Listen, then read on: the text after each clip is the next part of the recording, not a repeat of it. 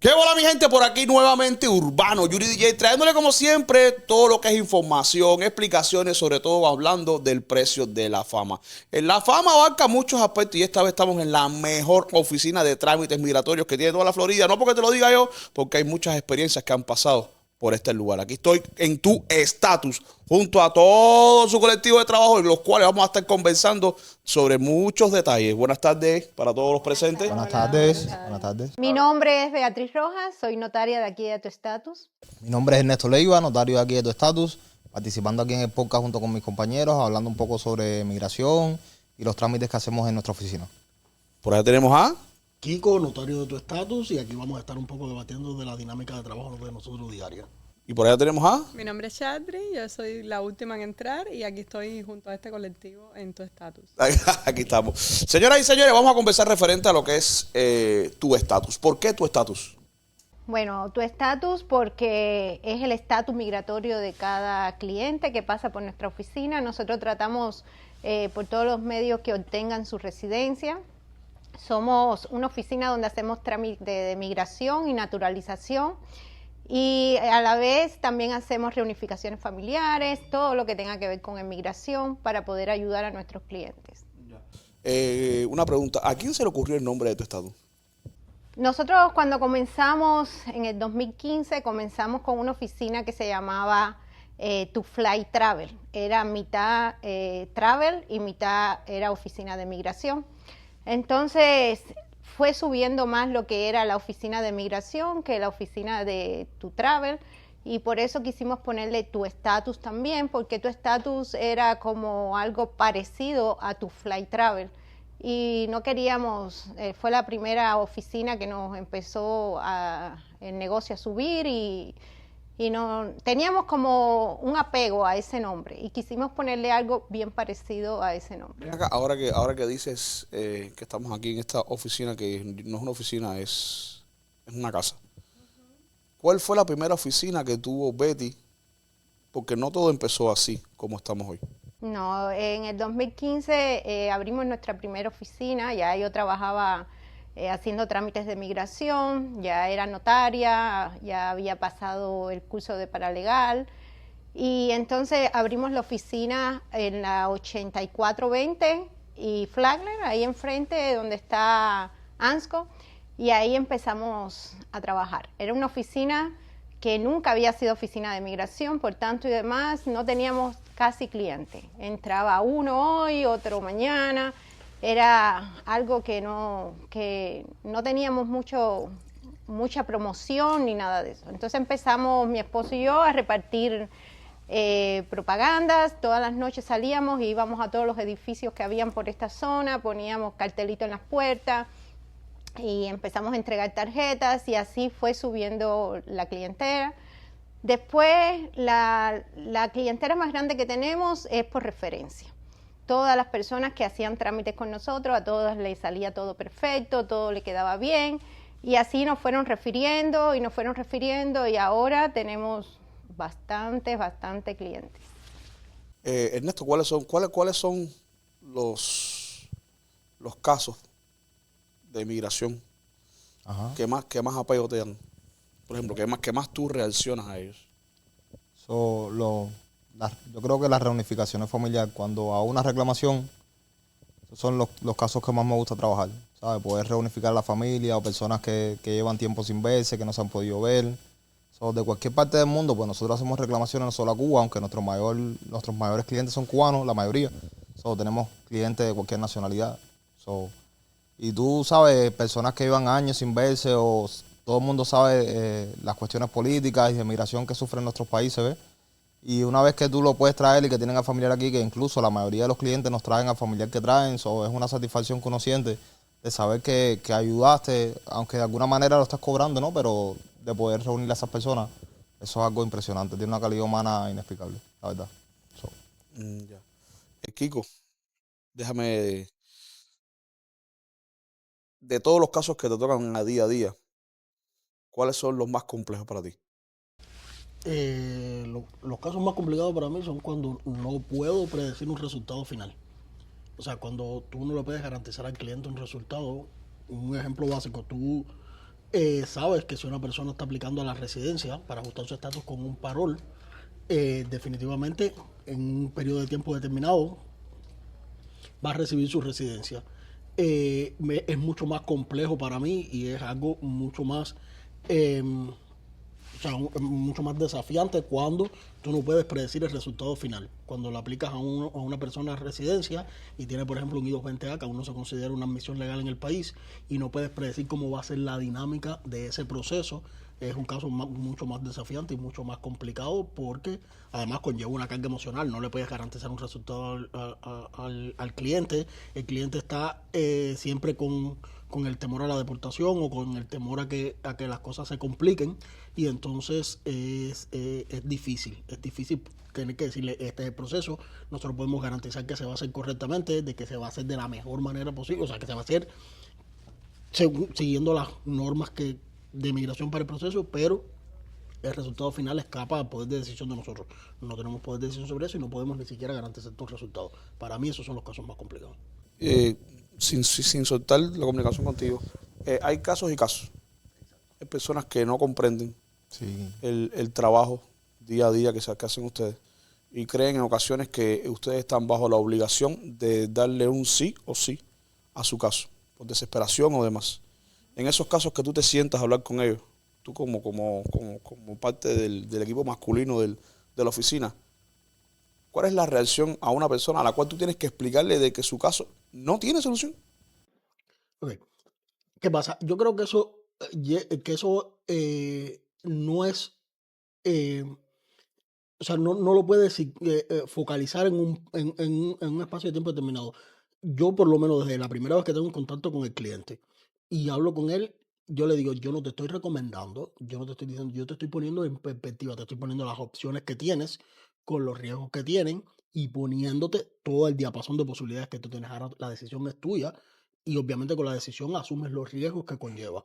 Eso es lo que te evita que después, cuando el resultado no sea el que se espera, el cliente esté al tanto de que tu primera conversación o tu primer contacto con él fue: esto es como son las cosas ahora mismo, este es el panorama, estas son las circunstancias y estas son las opciones que tienes, con los, con las ventajas o sea, con los pros y los contras que conlleva. Siempre corres un riesgo y entonces el cliente toma su decisión basado en lo que tú le estás diciendo y obviamente su responsabilidad es de él.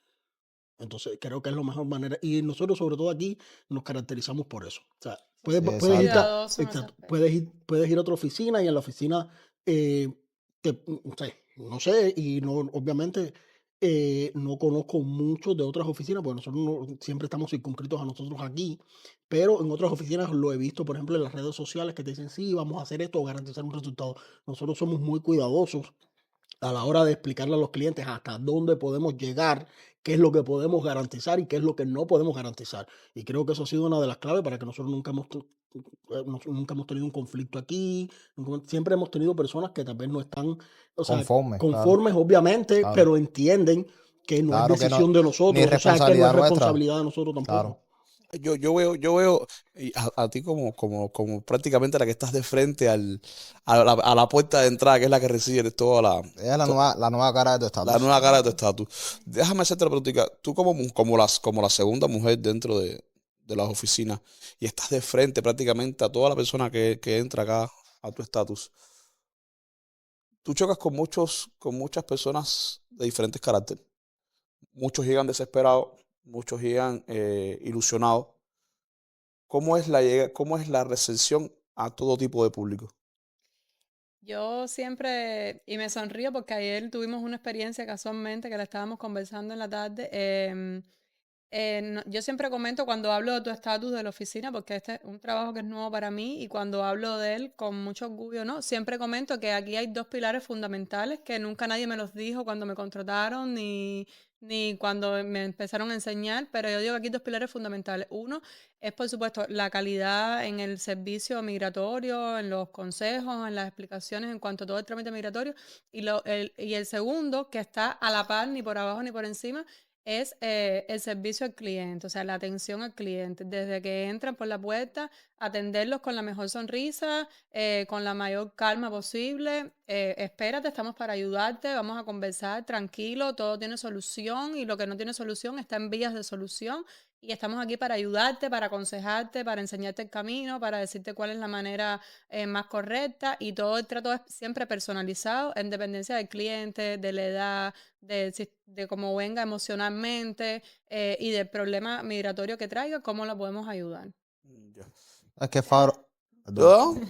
que favorablemente o no, estamos viviendo en un mundo que es muy socializado. La gente viene con una idea de que vi algo en las redes sociales, que me dijeron esto, que fulanito pasó aquello. Y todo el mundo tiene una experiencia muy particular. Ningún caso es igual. Y la mayoría de las personas vienen muy desinformados. Eso es como viene. Entonces uno tiene que decirle, no, mira, esto es así. Y explicarle y advertirle, ¿sabes? Y enfocarlo en cómo funcionan las cosas. Porque Eso le iba a preguntar a Betty. En este caso, aquí el teléfono no para. Yo he estado presente aquí, el teléfono no para. Eh, háblame de la mala información que pueden tener muchos clientes a la hora de llegar aquí, que aluden o confirman, sí, lo que me dijeron es lo que yo quiero que tú me hagas, y tú le explicas que el procedimiento está incorrecto. Claro, nos cuesta mucho trabajo decirle la verdad, se puede decir, porque nosotros tratamos de decirle la verdad, a veces no le gusta o a veces te dicen, bueno, a mí no me dijeron eso, no me explicaron eso. Nosotros le decimos, bueno, nosotros trabajamos de esta manera aquí, tratamos de explicarle de una manera, a veces, como digo yo, con dibujitos para que entiendan, porque muchas personas no tienen la capacidad o no tienen el coeficiente como para saber e entender cosas de migración, que es un poco complicado, ¿no? Entonces a veces se es lo muy dinámico dibujamos. porque la migración en este país va cambiando constantemente también. Exactamente. Eso te iba a preguntar. Disculpa, el problema es que las personas vienen a veces con conceptos preconcebidos de lo que es basado en la experiencia personal de alguien que ellos conocen o de cómo funcionaba. Y, a ver, yo creo que el mayor volumen de clientes que nosotros atendemos son cubanos. Todos nosotros somos cubanos y a veces los cubanos tenemos el concepto erróneo de que porque vivimos en Cuba tenemos un doctorado en ciencias políticas, y para nada. Cuba funciona de una manera hacia la izquierda y el mundo entero funciona a la derecha. Entonces cuando llegan aquí llegan con un nivel de desconexión de la realidad, y a veces es también responsabilidad de nosotros un poco ubicarlos o aterrizarlos en el panorama real que se están viviendo. Muchas personas vienen aquí y nosotros les decimos, no, ok, no vamos a decirles lo que quieren escuchar, vamos a decirles lo que es, porque la mejor manera de ayudarlos es que ustedes sepan exactamente el terreno que están pasando y en qué posición ustedes están. ¿Entiendes? Porque lamentablemente el oficial que va a llevar tu caso en inmigración no te está viendo. O sea, no puedes contar con factores tan subjetivos como que a lo mejor se solidariza con tu caso o se sensibiliza y tal. El oficial lo que está viendo es un documento frío, un expediente que no le dice nada y se va a basar en lo objetivo que tú puedas poner. Y entonces ese es uno de nuestros retos todos los días, ubicar a los clientes en la realidad objetiva de ellos y en lo que están viviendo. No es lo que le pasó al vecino, no es lo que le pasó al amigo, es realmente cómo funciona migración y lo que está escrito en blanco y negro en la ley de migración. Eso nos pasa a diario, no porque salió en TikTok o salió en las redes sociales, no, nosotros nos guiamos por la información del website oficial de USCIS. Cuando lo diga y esté escrito ahí en blanco y negro, entonces nosotros le podemos dar una respuesta. Hasta ese punto, todo está como... Eso le iba a preguntar a todos en general. ¿Qué creen ustedes de los catedráticos de las redes sociales? Por no decir plataformas, los catedráticos de las redes sociales que malinforman en muchas ocasiones. No estoy hablando de ninguna entidad en específico, estoy hablando de los catedráticos, porque hay personas que se sienten que no tienen el más ápice conocimiento de lo que son las leyes de migración y empiezan a darle consejos a muchas personas, llevándolos en muchas ocasiones por el camino incorrecto.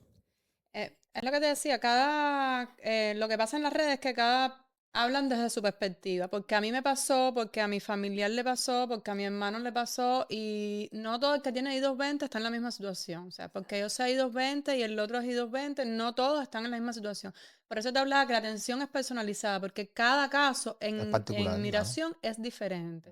Y así lo tratamos nosotros, a cada quien con su caso, con su diferencia, no porque estén en la misma categoría o porque hayan sido recibidos de la misma forma en el país o porque tengan el mismo documento, significan que todos sean iguales, que se vayan a manejar de la misma manera o que el camino a seguir sea el mismo.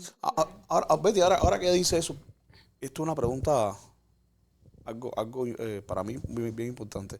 ¿Por qué si, por ejemplo, yo entré con mi esposa por el mismo lugar, con el mismo oficial, el Eso te mismo iba a día, decir, eso te iba a por qué decir. el caso es diferente? Bueno, eso no lo sabemos nosotros, ni yo creo, ni ellos mismos, ¿entiendes? Porque se supone que vienen con una misma historia, vienen huyendo de lo mismo, vienen buscando refugio aquí en los Estados Unidos. Se pararon también en un punto para entregarse a un oficial de migración y que fuera llevado a lo que era, lo que es la frontera. Es decir, hicieron los mismos pasos y uno sale con un parol y otro sale con una I-220A. Hemos tenido clientes aquí que yo misma he atendido de que la esposa y el niño han salido con I-220A y el esposo salió con un parol, que eso es algo absurdo. Al niño deberían de darle el parol, igual que a la esposa, y a lo mejor era una I-220A, pero ha sido hasta al revés, se entiende el caso. También hemos buscado, cuando pedimos el FOIA, vemos personas que están mal procesadas, personas que tenían que haberle dado un parol y de la forma que la procesaron y salieron con I-220A.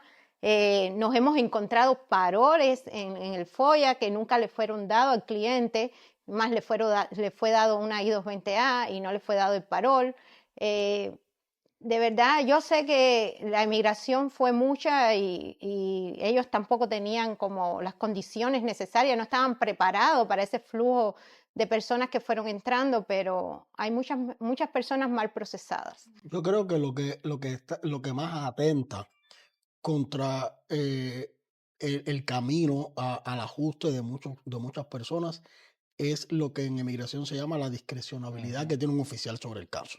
Ok, la ley le otorga a los oficiales que tienen poder de decisión que dentro de la ley, dentro del marco de lo permisible, ellos puedan moverse y ejercer su propia discreción sobre el caso. ¿Qué pasa? Esa discreción debería estar basada, debería estar soportada por elementos concretos, pero lo que está sucediendo en la práctica es que esa discrecionabilidad se convierte en arbitraria porque están haciéndolo porque quieren, o sea, sin darte elementos, sin decir nada, ok, yo a mi discreción determino. Eso, por ejemplo, es algo que creo que cuando más quedó evidenciado es en casos que hemos tenido. Personas le han puesto el parol humanitario, el I-134A. Se lo han puesto o sea, han peticionado un grupo familiar de un matrimonio y 2 niños. Y a uno de los niños le han dicho que no. Yo tengo ese caso en específico. O sea, ¿qué elementos de juicio tú tienes para decirle a un niño de 4 años, yo ejerciendo mi discrecionabilidad no te voy a aprobar un parol humanitario? Ok, entonces te das cuenta de que no está sustentada esa decisión, que esa discreción es algo arbitrario, no está haciendo una discreción, sino está haciendo básicamente, estoy haciendo mi voluntad, arbitrariamente yo estoy decidiendo sin elementos de juicio concretos, ni que argumenten esa decisión que porque no quiero. Yo te voy a hacer una pregunta sobre eso. Hablando directamente sobre la persona que debe estar tomando esa decisión, por ejemplo, ¿qué nivel de humanidad pudiera tener un agente de migración a la hora de tener en sus manos un parol humanitario de una familia de 4 personas con 2 niños y dejar excepto a uno? ¿Los tiene todos juntos o es que los va cogiendo uno por independiente? Esa dinámica de ahí no creo que nosotros la vamos a saber, cómo ellos la manejan. Se supone que cuando aprueban al patrocinador, aprueban las personas que están bajo ese patrocinador, ¿entiendes? Entonces, no sé qué está pasando, que están dejando a algunas personas sin... Es que lo que te digo, esa discrecionabilidad se convierte en una herramienta de voluntad para la persona que lo hace. Porque si, por ejemplo, esa persona tiene un mal día o está de mal humor o tiene problemas familiares, obviamente va a influir en su relación, en su decisión. Y son factores subjetivos que tú no puedes controlar. Y en realidad es lo que te digo, yo creo que una de las cosas que más atentan es esa discrecionabilidad que le confiere la ley a los oficiales de migración. ¿Cómo enfrentan, en tu caso, tú tienes un caso, cómo se enfrenta una familia que te dice, mi hijo lo dejé en Cuba porque, ¿cómo puedo hacer para traerlo para acá? Ya lo hemos tenido así. Igual que llegó un cliente aquí que Lincoln no le daba como para pedir a 7 personas. Es decir, le daba solamente para pedir a una sola persona. Y yo le dije a esa persona, mira, no lo podemos hacer porque no te alcanzan para 7 personas. Él bajo su responsabilidad me dijo, yo lo quiero hacer, yo lo voy a hacer, Pues las 7 personas están aquí, Fueron aprobadas, sí mismo. fueron aprobadas. Entonces no sabemos por qué, ¿entiendes? Es decir, que al final es una regla. Es lo mismo que nos pasa con las personas que están bajo una I-220A, que le han otorgado a muchas personas una residencia y a otros los tienen ahí esperando No, y también más de un pasa año, más de con la 2 solicitud años. de paro la ICE, que es algo que estamos viviendo día a día, es casi que lo más común que estamos viendo en la oficina, que matrimonios que fueron procesados, o sea, llegaron de la misma manera, fueron procesados el mismo día, han tenido el mismo recorrido migratorio, por decirlo de alguna manera, y hoy están solicitando un paro la ICE y se lo dan a uno y al otro no. Ven acá, en el caso que le den un parol, son un matrimonio, y le den un parol a uno y al otro no. La persona que no obtuvo el parol se puede aplicar se puede, ¿cómo se dice? Acoger al parol, no. Acoger al. No. Paroles individuales. Los paroles son individuales para cada persona. Y en el caso de que ese parol se convierta en residencia, se puede. Bueno, puede hacer una petición. El esposo después le puede hacer una petición a la esposa o viceversa. Y Exacto, entonces, pero no es que tampoco se vaya a coger a la residencia del esposo. Cada caso es independiente, aunque sean esposos, aunque hayan tenido el mismo trayecto como dice Chatri, pero cada caso es independiente. Eso te iba a decir. Por ejemplo, vamos a ponerlo en el caso de que ambos dos son I-220A. Uno de los dos se lo solicitaron el FOIA, ambos dos, o a uno solo le logró obtener un parol bajo el FOIA. Esa persona aplicó a su residencia, coge su residencia, pero la pareja se mantiene con I-220A. ¿Ese I-220A puede acogerse a la residencia de su pareja? No. no, las residencias también son individuales. Todo es por cada independiente. uno. Todo es independiente. Ahí se iniciaría un nuevo proceso. Sí, se iniciaría un nuevo proceso que viene siendo una petición petición, que es lo familiar. que estaba Una petición aplicando. familiar. Y en ese caso, ¿eso es lo que dicen que tiene que salir del país para volver a entrar? Bueno, ¿qué es lo que pasa? Que la mayoría de las veces cuando tienes una petición aprobada por inmigración, pues nos es más fácil cerrar una corte si tienen una corte abierta, pues casi todas las peticiones o la mayoría de peticiones que mandamos, las mociones que mandamos a cerrar con una petición hecha, nos cierran la corte. También podemos usarlo para pedir un parol y eso también nos ha resultado bastante que nos den un parol cuando hay una petición procesada, aprobada. Y entonces, cuando ya tienes el parol, pues aplicas a la ley de ajuste cubano o lo mandas, si ya aplicaste a la ley de ajuste cubano, mandamos ese proceso del parol, lo mandamos a migración y en migración te manda a la residencia porque ya obtuviste un parol. Entonces no tienes que salir. Ahora, en el caso que no podamos obtener un parol, en el caso que no podamos cerrar una corte, que son los casos más malos de conseguir, porque casi todos lo conseguimos así, pues entonces tendríamos que presentar un perdón. Cuando ese perdón está, entonces la persona tiene que salir a su país y tiene que tener una entrevista consular para poder volver a entrar con su residencia. Claro está, cuando ya te aprueban el perdón, te están aprobando que estás perdonado por haber estado todo ese tiempo y haber entrado ilegalmente al país y haber estado todo este tiempo aquí ilegal en el país. Entonces, ese perdón conlleva a que puedas tener la posibilidad de tener una entrevista consular y conseguir tu residencia. Ven acá, porque me llama la atención eso.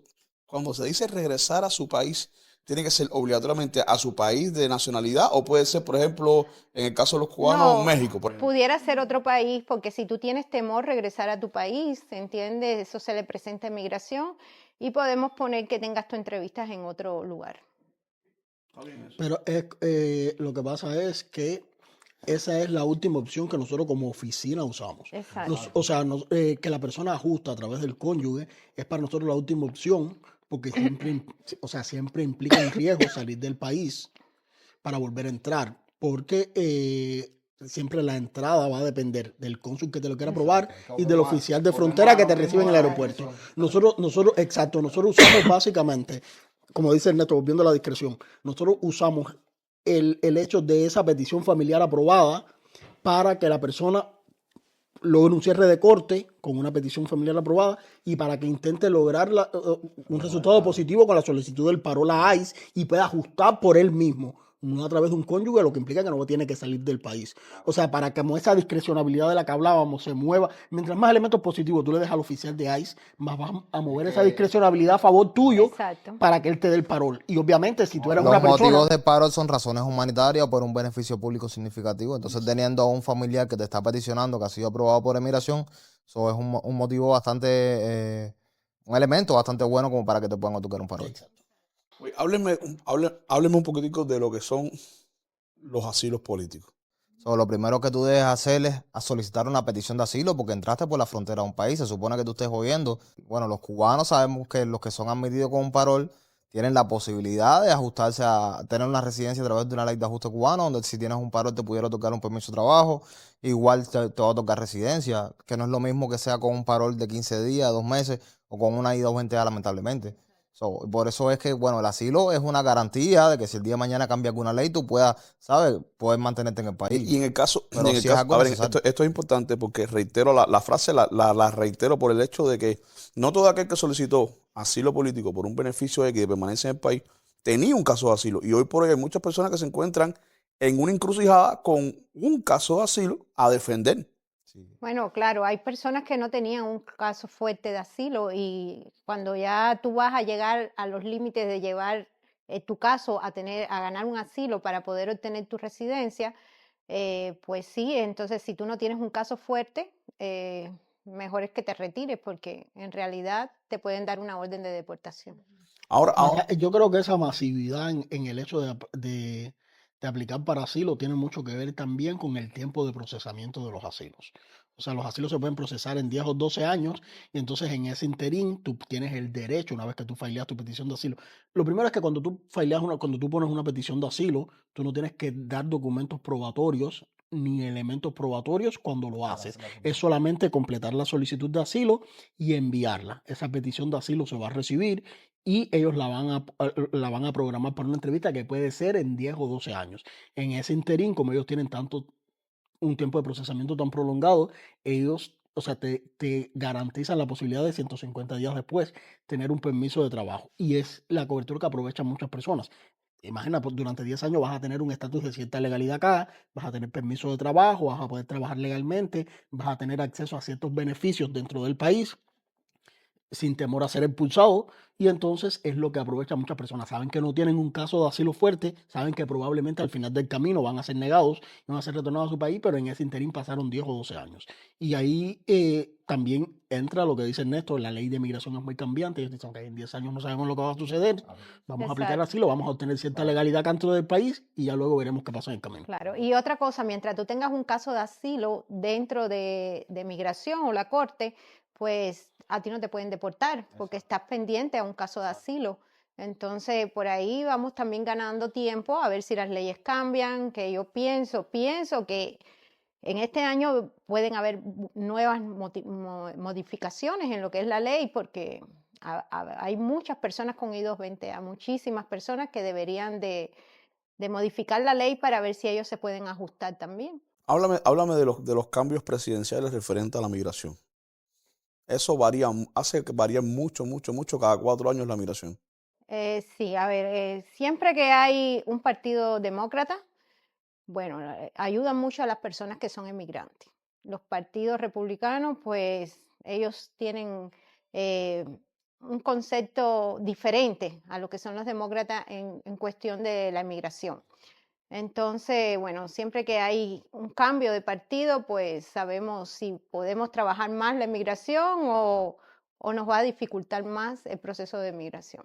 Sí, Ahí claro. hay una dicotomía, sí. Que no, que también me refería a eso, que un presidente, en dependencia del partido, te puede cambiar muchas cosas. Actualmente, bueno, cuando estuvo Donald Trump, cambió los permisos de trabajo, o sea, eran cada 1 año y todos los años había que estarlos renovando. Con este nuevo partido después lo pusieron cada 2 años y bueno, ahora en octubre recién lo van a cambiar cada 5 años. ¿Sabes? Eso también, por supuesto, que un partido que esté de frente al país puede cambiar muchas cosas. Es que hay una dicotomía rara. Y entonces eso hace que de una manera inconsciente la emigración se enfrente a las personas que ya están ciertamente establecidas acá. Porque yo en mi caso particular, por ejemplo, soy independiente. Yo no soy ni republicano ni demócrata para yo poder tener la libertad de poder votar o emitir el criterio que yo quiera. Pero generalmente las personas que ya tienen un estatus legal acá están más preocupados por la economía, por la dinámica de la economía, que por lo que pueda suceder con emigración porque no les interesa.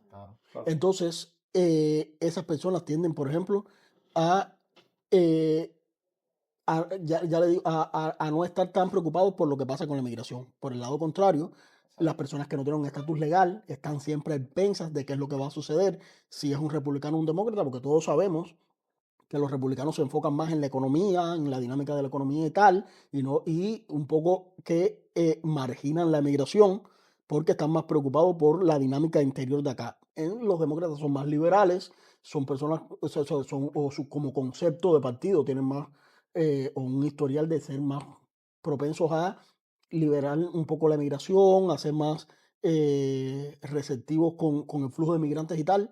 Y entonces, ellos, obviamente las personas que están en un proceso de ajuste para ajustar, están más pendientes de lo que pueda suceder con un cambio de administración y tal. Y entonces es complicado. Ernesto, ¿crees tú que en algún momento, antes de que lleguen las elecciones, haya una luz al final del túnel referente a todo esto que se ha generado con el tema de los I-220? Bueno, eso yo deseo. Eso es lo que yo deseo, pero ciertamente no sé. Realmente son muchas miles de personas que están en un limbo migratorio a través de esto de la I-220A.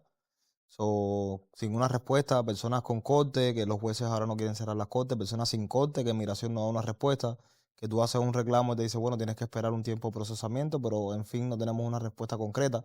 Personas que le ha llegado a la residencia con una I-220A sin corte y con corte, y otros que aún están esperando, y es una dicotomía que no te puedo no sé ni qué decirte, la verdad.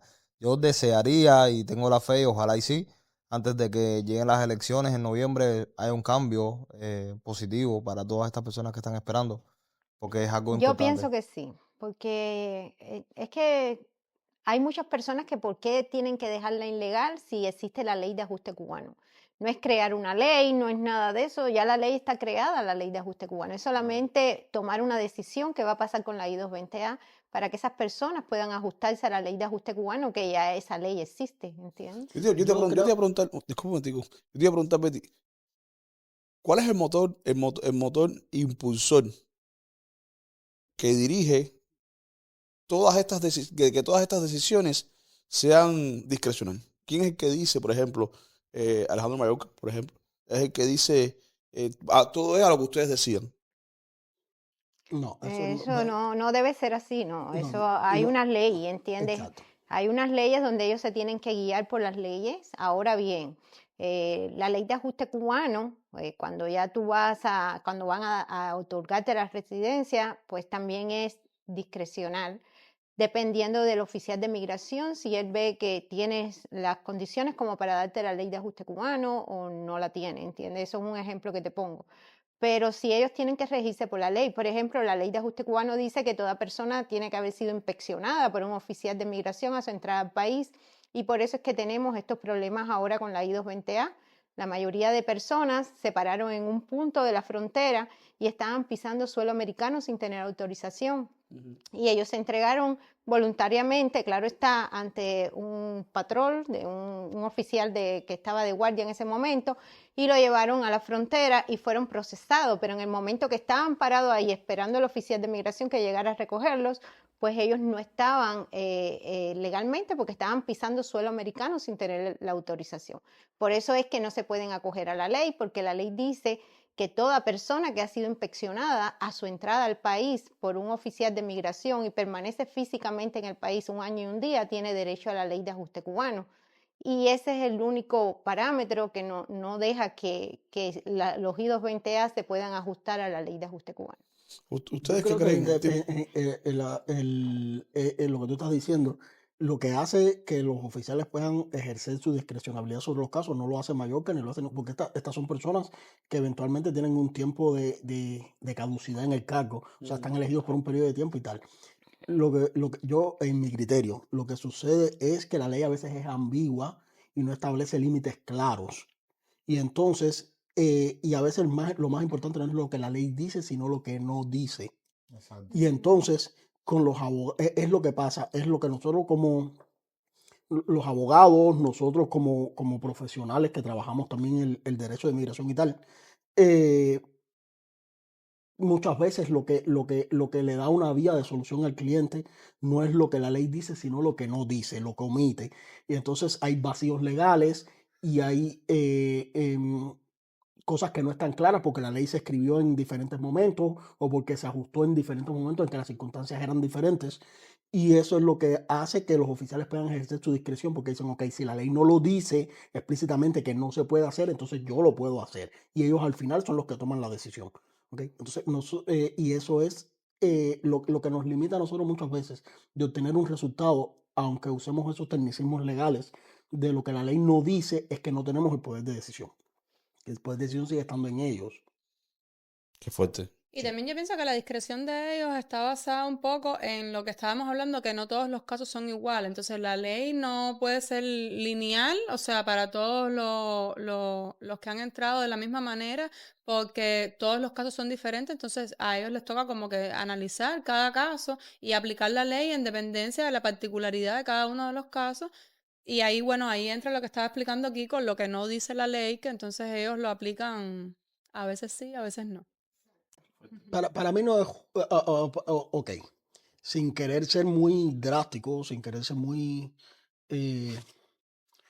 cerrado, yo creo que esa discrecionabilidad que ejercen los oficiales de migración sobre, o sea, sobre los procesos migratorios debería tener puntos claros de límites, que es lo que no tiene, porque entonces esa discrecionabilidad se convierte en abuso. Y entonces, obviamente, todo el mundo sabe que lo que son las emociones humanas o los sentimientos no reaccionas o no funcionas de la misma manera cuando eres una persona que está pleno, que se siente bien, que tiene un buen día, a una persona que tiene problemas personales, que está agobiado y tal.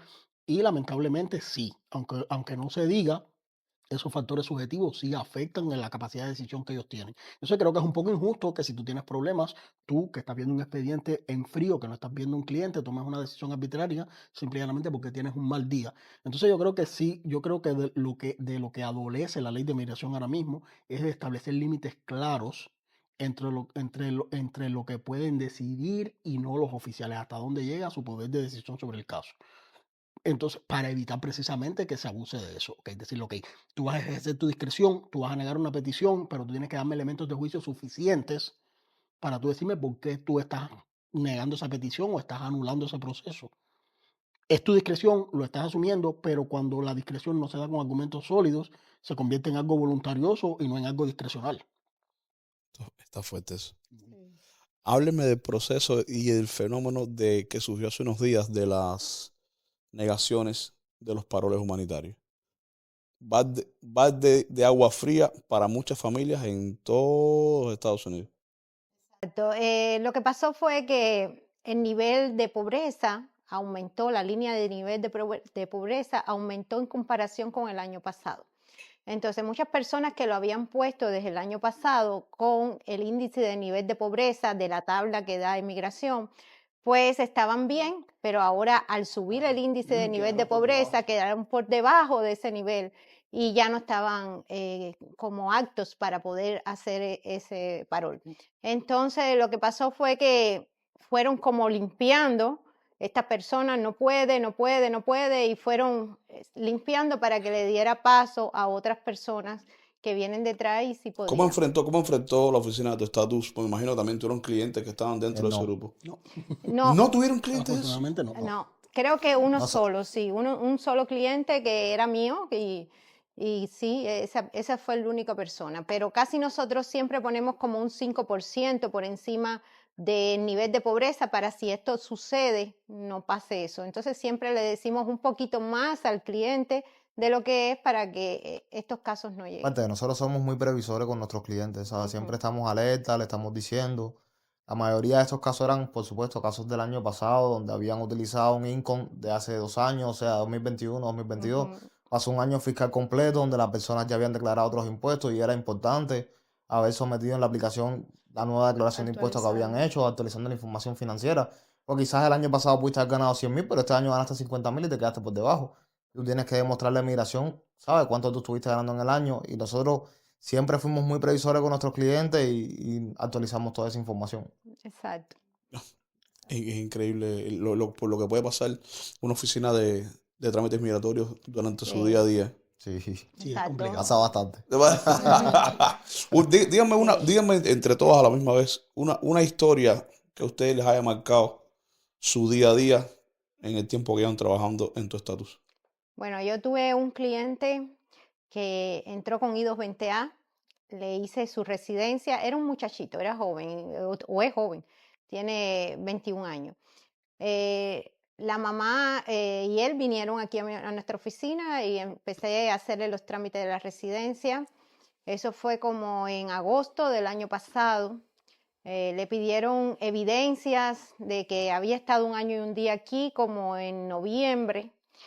Y en diciembre el muchachito se enferma de leucemia. Se deterioró muchísimo, está todavía enfermo el pobre. Y entonces yo le dije a la mamá que le iba a pedir un parol. Le preparé todo el proceso. De hecho, bueno, tomamos como consideración y no le cobramos ni nada y mandamos a pedirle el parol, algo humanitario que hicimos. Y le llegó con tan buena suerte, lo pedimos en enero y el mes pasado nos llegó el parol del muchachito y ya lo mandamos para que le manden su residencia. Eso a mí me dio mucha satisfacción y me sentí bien emocionada. Era como que el parol era para mí, porque sabía de que íbamos a hacer algo bueno para él. Cambiaste una vida. Ujú, En el exactamente. caso de ustedes, que ustedes sí tratan también con una cantidad de gente increíble. A mí algo que yo creo que es la experiencia más plena que he tenido aquí es el de Diana Bravo. Diana es una odontóloga que desertó de una misión en Venezuela, vino y ella tiene corte y I-220A. Yo le hice la residencia y nosotros tenemos por norma decirle a los clientes cómo debe evolucionar la dinámica de la residencia. Ok, si tienes I-220A, vas a recibir estas notificaciones, vas a recibir esta notificación y eventualmente vas a recibir, y tienes fecha de corte, vas a recibir una noticia de cierre administrativo. No significa que tu residencia está siendo negada, significa que se está poniendo en pausa, porque USCIS en ese momento, o sea, en ese punto, no tiene jurisdicción ni para negar ni para adjudicar la residencia. O sea, nosotros le explicamos a los clientes lo que deben recibir.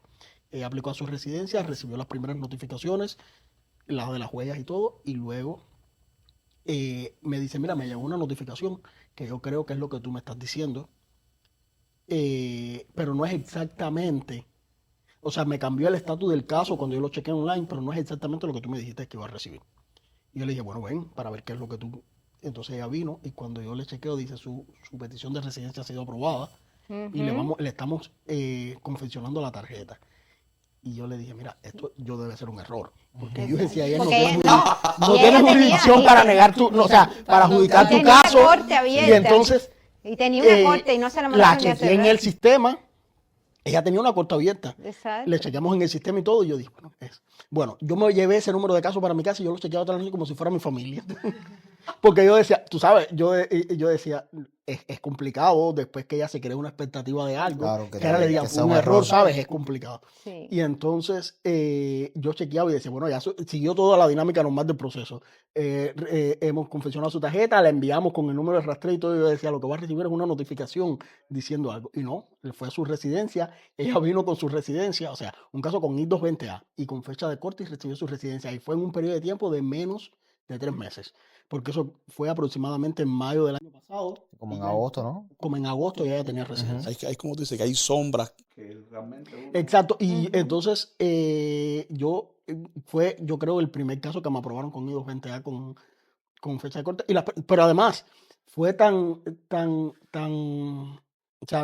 complicado de creer que cuando pusimos el video en las redes sociales, las personas nos decían que era incierto. mentira. Que era Que nosotros la incierto, habíamos, que nosotros la habíamos pagado a ella para que ella lo hiciera. Y entonces, Exacto. Y ¡no! yo creo que fue la única cliente que con I-220A y fecha de corte, porque sí nos han llegado muchas residencias con I-220A, pero nos mandan primero a cerrar la corte y después obtenemos la residencia. Pero ella le llegó su residencia teniendo la corte abierta y con I-220A.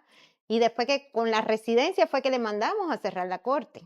Eso fue un caso insólito, de verdad que sí. ¿Cuál es el ABC para aquella persona que tiene I-220A con asilo? ¿Con asilo o con corte? Sí, con asilo y con corte. Bueno, casi siempre Migración manda un cierre administrativo donde dice de que la residencia va a estar aguantada hasta que se resuelva el problema de la corte. Entonces, nosotros lo que hacemos es una moción, tratamos de cerrarle la corte con el juez Y cuando le cierran la corte, entonces mandamos su cierre de corte para inmigración para que el proceso de su residencia siga. Eso no quiere decir 100% que te van a dar la residencia, pero sí hay una posibilidad. Ya hemos tenido residencias que con la corte cerrada nos las han dado, pero otras que nos han pedido un parol. Pero nos es más fácil, después que cerremos la corte, poder obtener un parol. Mira, en el caso de que manden la moción a la corte de cierre de corte y no se reciba respuesta, como pasa en muchas ocasiones, que no se recibe respuesta por parte de la corte referente al cierre, o un sí o un no, ¿cuál es el caso a seguir? Mira, la mayoría de las veces no nos mandan la respuesta. La mayoría de las veces al mes, mes y pico. Eso hay que tener también mucho cuidado porque las personas Exacto. cambian mucho de dirección.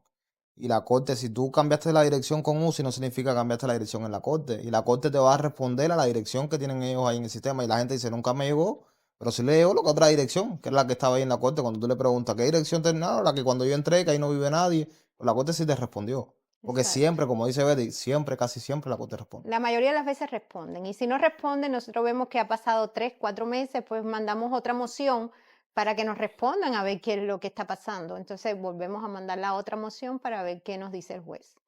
Ahí está. Ujú. Quiero darle las gracias. Creo que hablamos bastante interactivo, que es que es lo importante. Señoras y señores, si tienes algún problema migratorio y necesitas arreglar tu documentación legal, yo te recomiendo de que vengas a Tu Estatus. Esto es algo que por lo habitual nosotros no hacemos, pero aquí la fama toca en todas partes. Y aquí estamos hablando con un grupo de personas que son talentosas y han llegado a tocar la fama porque tocan los corazones de muchas personas al mismo tiempo que solucionan muchas vidas. Quiero darle las gracias a todos ustedes. Con gusto. Espero que la hemos pasado tranquilo, hemos tomado unas cuantas cositas, esto es un poquitico alegre, así que nos vemos en el próximo episodio del Precio de la Fama, así que los quiero, ahí nos vamos.